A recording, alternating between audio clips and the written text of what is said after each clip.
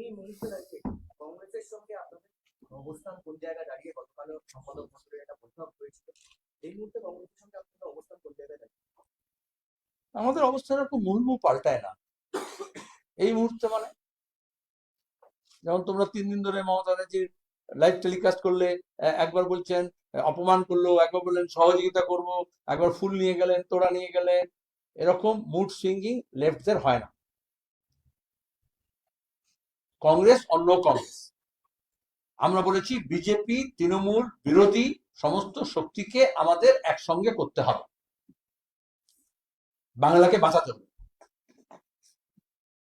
আর তাদেরকে যারাই আসুক তাদেরকে বিজেপি এবং তৃণমূল সম্পর্কে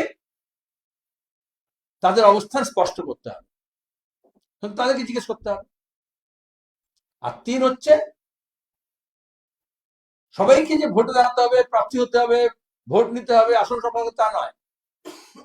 ব্যক্তি গোষ্ঠী দল, যে দল নির্বাচনে অংশগ্রহণ করে না তাদের আমরা বলছি বাংলা বাঁচাতে হলে সবাইকে এক জায়গায় আসতে হবে।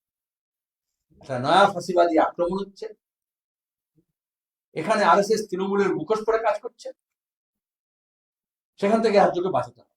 তার সংস্কৃতি, তার শিল্প, তার সাহিত্য, তার ভাষা, তার কৃষি, তার ব্যবসা বাণিজ্য, তার কাজকর্ম, তার ঐতিহ্য, তাকে রক্ষা করতে হবে, তার ইতিহাস এবং ভবিষ্যৎকে রক্ষা করতে হবে।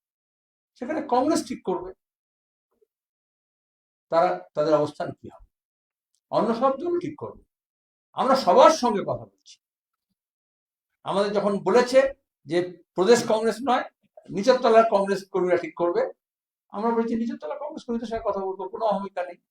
ব্লক পর্যায়ে, বুথ পর্যায়ে, জেলা পর্যায়ে যারা আছেন, আমরা বলেছি ব্যক্তি গোষ্ঠী দল সবার সঙ্গে কথা বলবো।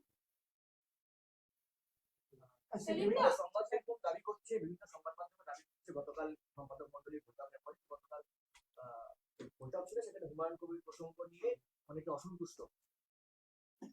আচ্ছা, সংবাদ মাধ্যমগুলো আমাদের খবর জানবে কি করে? আগে প্লিজ আমার উত্তর দিতে একটা প্রশ্ন,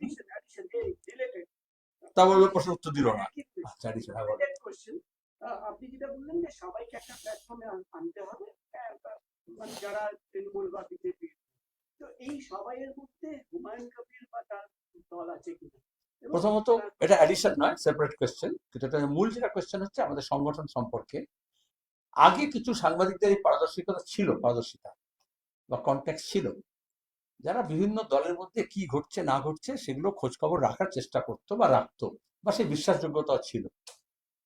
এখন তোমাদের উপর এই দোষটা চাপে, সেটা তোমাদের নেই। এই জন্য আমাকে জিজ্ঞেস করছো কংগ্রেস কি ভাবছে,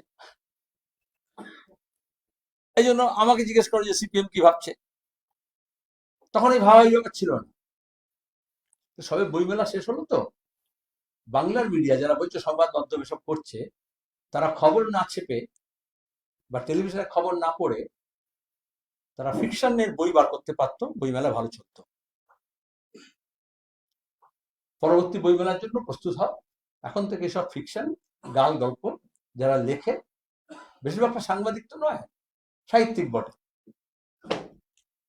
তাদেরকে এঙ্গেজ করে এই কাজটা করা যায়। এক যেহেতু সিপিআইএম একটা বিধানসভা নির্বাচনের আগে সাংগঠনিক প্রস্তুতি, দায়িত্ব ভাগ বন্টন করছি, সেখানে আমরা কোনো ব্যক্তি নিয়ে আলোচনা করি না, কোনো ব্যক্তিগত বিষয় নিয়ে আলোচনা হয় না।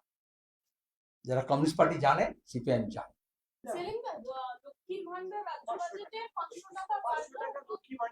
এই হচ্ছে যখন ফিক্স চলে এসছে বাজেট নিয়ে ভেবেছিলাম সন্ধ্যেবেলা আমি একটা গোটা বাজেটটা দেখে নিই, তারপর বলবো।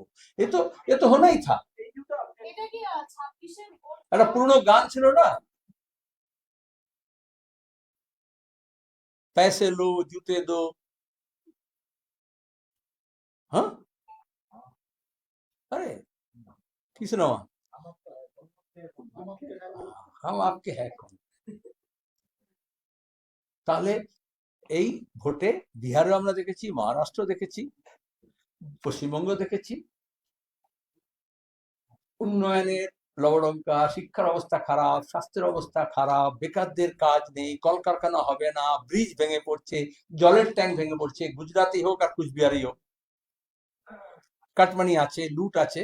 তো এই যে ভোট আসে, বিয়ে বাড়িতে, যটাই যেটা বললাম, বিয়ে বাড়িতে এরকম হয়, হ্যাঁ, হবু শালীরা জুতো নিয়ে চলে যায় এবং তারপরে বলে তোমার গিয়ে জুতে লো প্যাসে দো, তাই তো?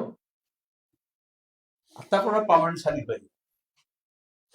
আর এরা এখন ভোটের সময় যা করে, ভোটের সময় প্যাসে লো, ভোট দো, তারপরে সম্পর্ক নির্ধারণ করে দেয় ভোটের পরে। ধন্যবাদ।